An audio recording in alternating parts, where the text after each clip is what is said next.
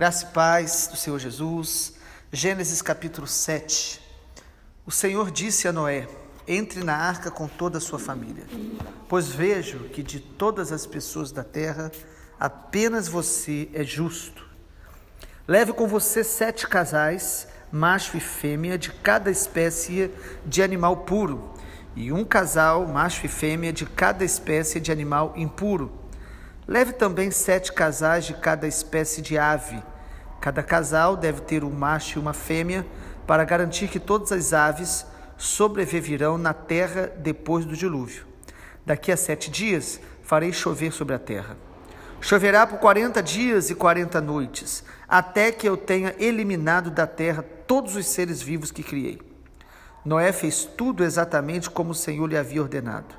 Noé tinha 600 anos quando o dilúvio cobriu a terra. Entrou na arca junto com a mulher, os filhos e as mulheres deles, para escapar do dilúvio. Entraram com eles animais de todas as espécies, os puros e os impuros, as aves e todos os animais que rastejam pelo chão. Entraram na arca em pares, macho e fêmea, como Deus tinha ordenado a Noé. Depois de 7 dias, vieram as águas do dilúvio e cobriram a terra. Quando Noé tinha 600 anos, no 17º dia do 2º mês, todas as fontes subterrâneas de água jorraram da terra, e a chuva caiu do céu em grandes temporais, e continuou sem parar por 40 dias e 40 noites. Naquele mesmo dia, Noé tinha entrado na arca com a esposa, os filhos, Sem, Cã e Jafé, e as mulheres deles. Entraram com eles na arca casais de todas as espécies de animais, animais domésticos e selvagens, grandes e pequenos, e aves de toda espécie. Entraram de 2 em 2 na arca, representando todos os seres vivos que respiram. Um macho e uma fêmea de cada espécie entraram, como Deus tinha ordenado a Noé. Então o Senhor fechou a porta. Durante 40 dias, as águas do dilúvio se tornaram cada vez mais profundas, cobriram o solo e elevaram a arca bem acima da terra. Enquanto as águas subiam cada vez mais acima do solo, a arca flutuava em segurança em sua superfície. Por fim, as águas cobriram até as montanhas mais altas da terra e se elevaram quase 7 metros acima dos picos mais altos. Todos os seres vivos que havia na terra morreram.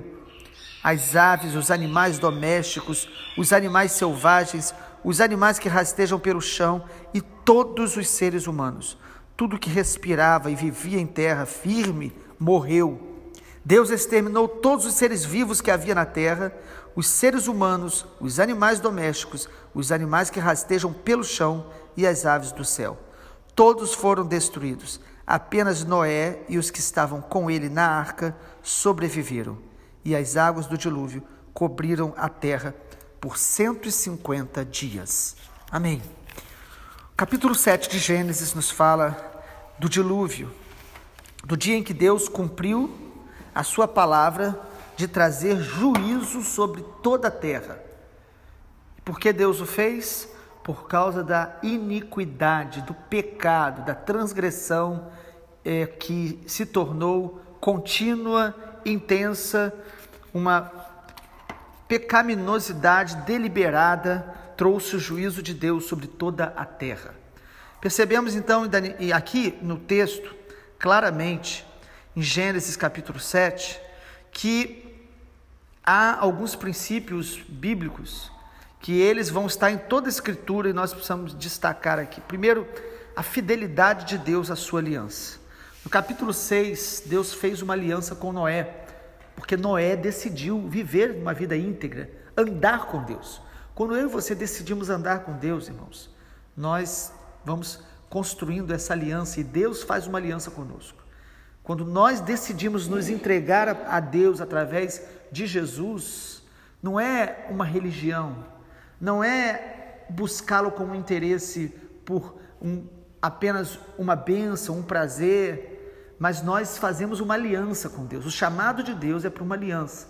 A aliança envolve fidelidade total, entrega total. Deus fez uma aliança com Noé. E nesta aliança, por causa da fidelidade de Noé, Noé também alcançou a sua família.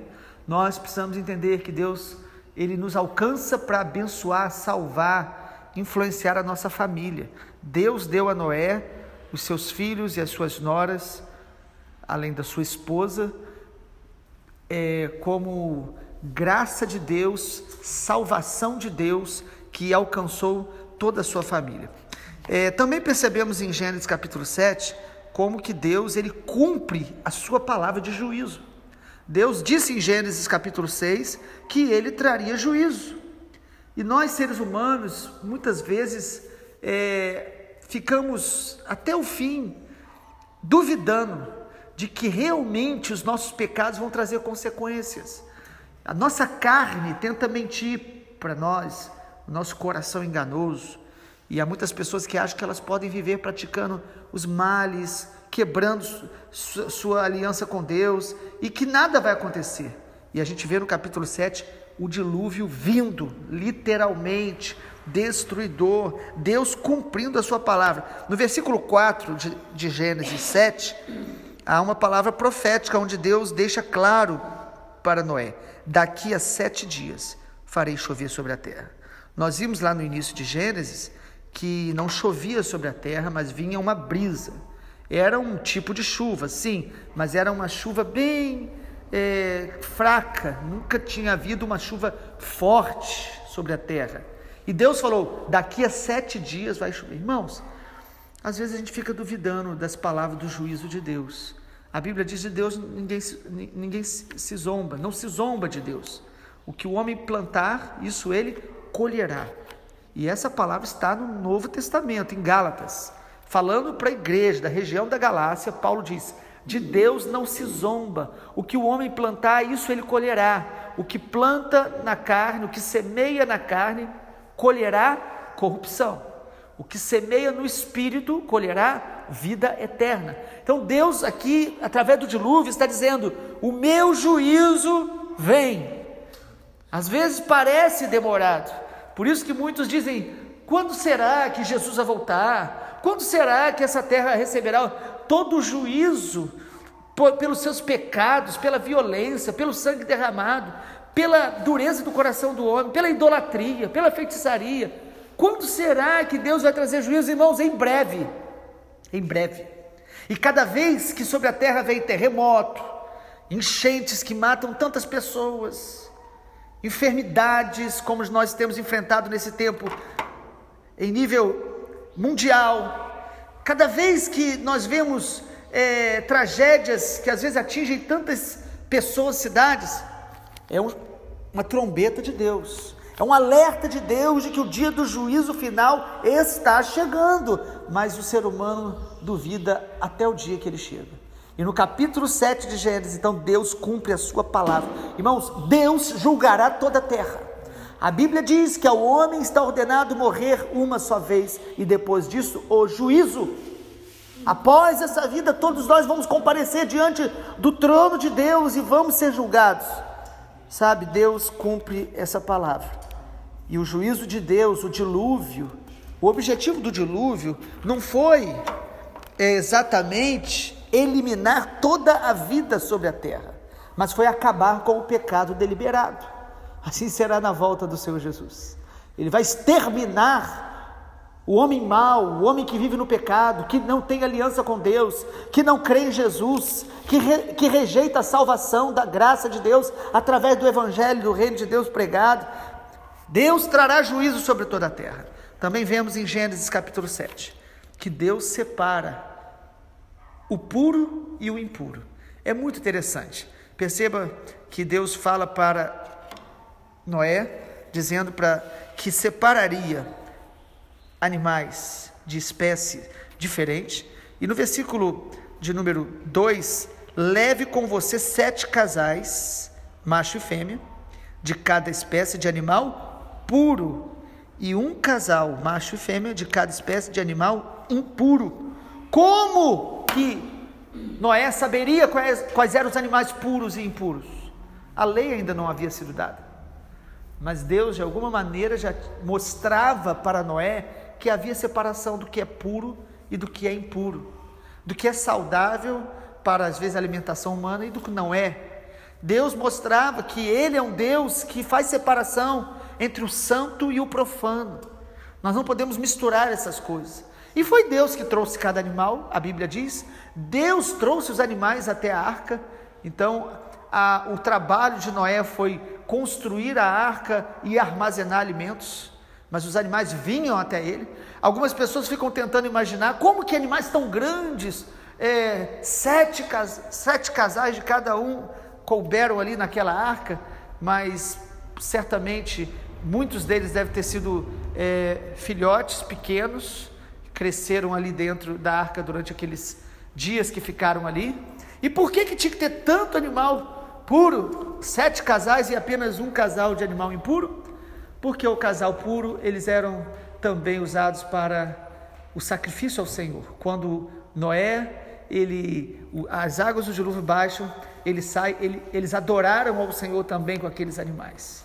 Então isso é muito especial a gente perceber. O nosso Deus é o Deus que faz separação entre o que é santo e o que é impuro. Nós devemos observar isso em todas as coisas da nossa vida, em todas as áreas da nossa vida, não misturar. Às vezes Deus está fazendo coisas tão preciosas e nós permitimos aos poucos a nossa carne começar a contaminar. Às vezes Deus nos dá um ministério, tudo que a gente faz, tudo para Deus, amados, nós devemos vigiar para que não seja contaminado com coisas impuras, com motivações impuras, com ações, pensamentos impuros.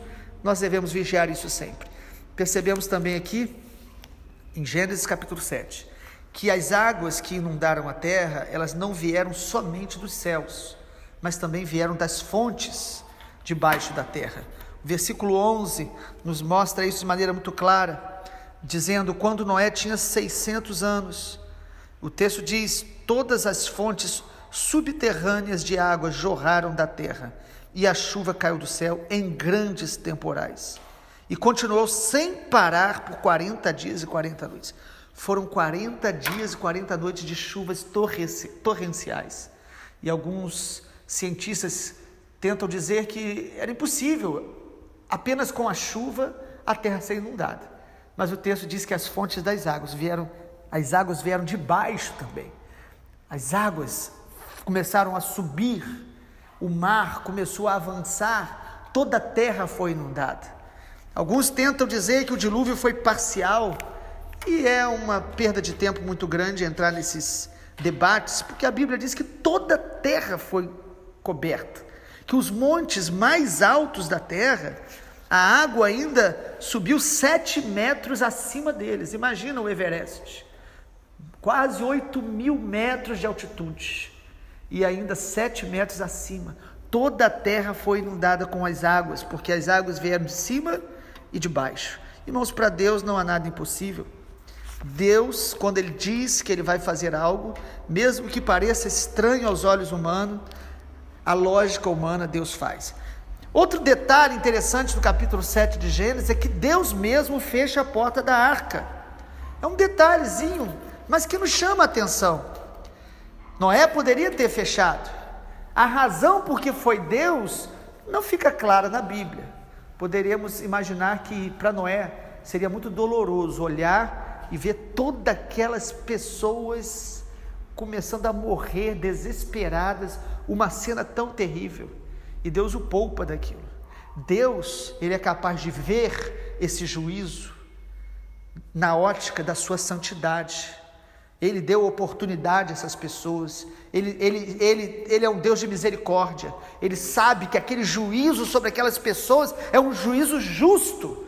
Não é um juízo de um Deus que se ira apenas por qualquer situação que ocorra, mas um Deus cheio de amor, de misericórdia, que o juízo dele é justo. E Deus fecha a porta, lacra aquela porta, quando Noé e a sua família e os animais estão ali dentro. A arca era super organizada, né, irmãos? A Bíblia diz que Deus falou para fazer 3 pavimentos, 3 andares, possivelmente, né, um andar para alimentação, outro andar para os animais, outro para Noé e sua família. A gente não sabe detalhes, mas o que é tremendo é que Deus, Ele administra todas essas coisas. E ainda em Gênesis capítulo 7 nós podemos perceber que o dilúvio, ele foi um sinal de Deus para todas as gerações temerem o Senhor. O dilúvio não foi apenas um ato de Deus isolado para que a gente soubesse que isso um dia aconteceu. Se você olhar nas Escrituras, Deus vai usar o dilúvio como um alerta para todas as gerações. Todas as gerações precisam lembrar que o Deus de amor, o Deus que é bom, Ele é santo, Ele é justo, e o dia do juízo chegará para todos. Todas as gerações têm sinais da manifestação do juízo de Deus para chamá-la ao arrependimento. Quando Deus fala do juízo, Ele não fala para nos ameaçar ou amedrontar, mas Ele fala para nos trazer para perto dEle, para a santidade dEle, para a gente não brincar com o pecado, para a gente não viver uma vida longe da sua presença. O pecado deliberado, irmãos, ele vai destruir o homem. O pecado deliberado está destruindo a terra. Toda manifestação de juízo em cada geração é como se fosse um dilúvio de Deus. É Deus trazendo um juízo parcial para que a gente possa se arrepender e não sofrer o juízo final. Então, cada geração, quando vê, seja guerra, seja epidemia, seja fome, seja terremoto, tsunamis, deveríamos temer o Senhor, deveríamos nos arrepender. O propósito de Deus, quando sofremos, é trazer sobre nós arrependimento, quebrantamento. E há quantas pessoas que só se arrependem, às vezes, quando estão passando por um momento onde eles veem o sofrimento dos seus pecados, o que o pecado gera nele. Mas algumas pessoas, nem com todos os exemplos bíblicos, nem com os juízos parciais que estão sobre a nossa geração, elas vão se arrepender, porque a Bíblia diz em Apocalipse que mesmo Deus trazendo juízo, enfermidades, sofrimento, alguns vão blasfemar ainda mais por causa das suas dores. Alguns, quando veem qualquer tipo de calamidade, eles blasfemam ainda mais. Eles ainda dizem: cadê Deus? Eu não acredito em Deus. Como que um Deus de amor permite tudo isso? Ao invés de se arrepender, de se humilhar, de se quebrantar. Irmão, só um coração muito orgulhoso não se quebranta diante das calamidades, diante das tragédias. Então, o objetivo de Deus através do dilúvio é lembrar a todas as gerações de que o juízo final, o dia do Senhor, vai vir. O dilúvio durou aproximadamente 371 dias. Podemos arredondar aí 1 ano daquelas águas ainda, contando todo o tempo que eles passaram ali na arca. As águas para baixar, a Bíblia diz que foram 150 dias para as águas abaixarem. Imagina os dias que Noé e a sua família estiveram dentro da arca. Certamente eles estavam ali orando, adorando o Senhor, muito cheio de temor. E hoje, irmãos, a salvação, a arca que nos salva do dilúvio, do mundo, da imoralidade, das obras da carne, esta arca hoje é o nosso Senhor Jesus. Aleluia. Nós precisamos estar em Cristo e trazer aqueles que estão mais perto, sobretudo. Nós precisamos dar exemplo através da nossa vida íntegra, andando com Deus, para que a nossa família queira andar com o Senhor. Nós devemos pregar o Evangelho a toda criatura, porque o dilúvio, ele destruiu toda a vida humana e animal que estava do lado de fora, mas aqueles que estavam dentro da arca foram preservados. Nós precisamos estar dentro dessa arca que é Jesus. A igreja também, ela é um símbolo deste lugar, desta arca, o lugar onde nós estamos. E dentro da arca, irmãos, havia incômodos, animais, cheiros, né? A igreja é um lugar assim, onde nós temos os nossos incômodos de convivência, de relacionamento, mas dentro tem salvação, fora tem morte. Nós precisamos escolher onde nós queremos estar, dentro da arca, que é Cristo, que é a igreja de Jesus, ou do lado de fora, onde a morte está reinando. Vamos orar? Pai, que a palavra do Senhor continue nos inspirando a cada dia, a cada manhã, Pai, nós temos lido a Tua palavra, não apenas para a gente ter conhecimento teórico, Pai. Nós queremos ouvir o Senhor. Pai, fala com cada um de nós, aprofunda a obra que o Senhor já começou em nós. Nós queremos renovar a nossa aliança todos os dias, de Te buscar, de Te adorar, de Te obedecer. Noé obedeceu em cada ato, em cada palavra que ele recebeu. Ele obedeceu. O Senhor nos deu um coração obediente, nos dê um coração que ame o Senhor. Nós queremos andar na Tua presença, não pelo medo do juízo, mas pelo amor à Tua glória, à Tua vontade, à Tua presença.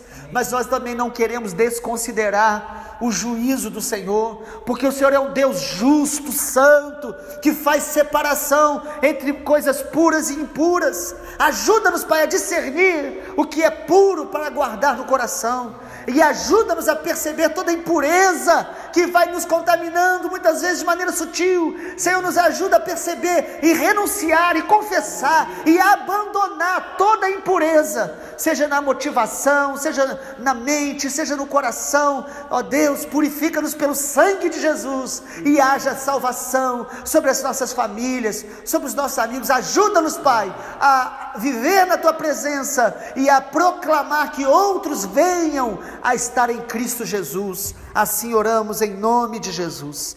Amém, Senhor. Amém.